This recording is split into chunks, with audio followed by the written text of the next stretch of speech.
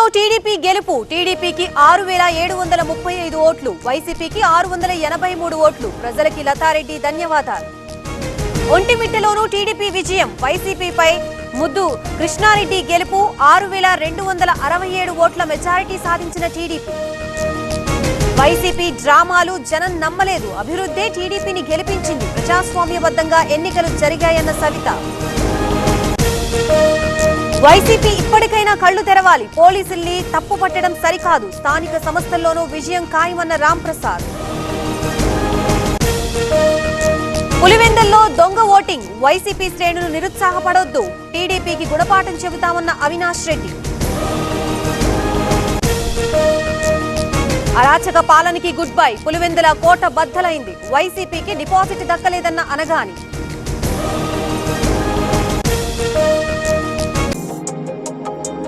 ఉత్సాహంగా ఉల్లాసంగా చదువు సాగాలి. గొప్ప గొప్ప ఉద్యోగాలు సాధించాలి. Vignan deemed to be university. Collector ఎదురుగానే దొంగ ఓట్లు వేశారు. పక్క నియోజకవర్గం నుంచి జనాల్ని తరలించారు. పోలింగ్ బూత్ సీసీ ఫుటేజ్ ఇవ్వాలన్న పేర్ని నాని.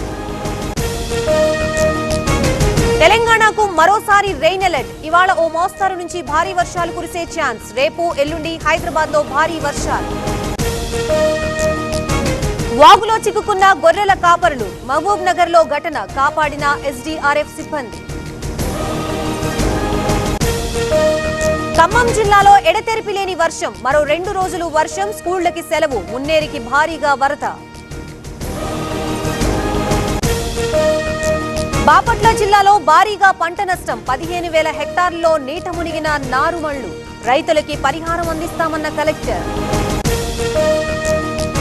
వరదలో చిక్కుకున్న గొర్రెల కాపర్లు. ఎన్డీఆర్ఎఫ్ బృందాల రెస్క్యూ. పల్నాడు జిల్లా లంక భూముల్లో ఫ్లడ్. తెలంగాణలో భారీ వర్షాలు. మంత్రి పొంగులేటి సమీక్ష. ప్రతి జిల్లాకి ₹1 కోటి విడుదల.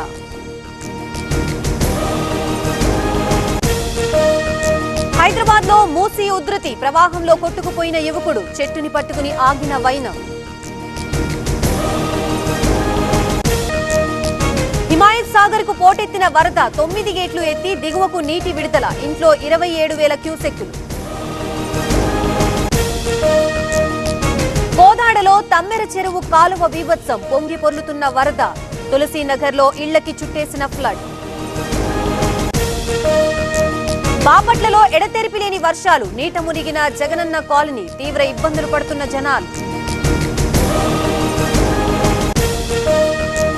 ఉత్తర కోస్తాకు వాన సూచన. మరో 2 రోజులు భారీ వర్షాలు.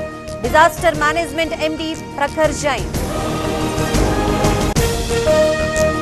షాద్నగర్ నియోజకవర్గంలో భారీ వర్షాలు. ఉధృతంగా ప్రవహిస్తున్న అయ్యవారిపల్లి వాగు. రాకపోకలు బంద్.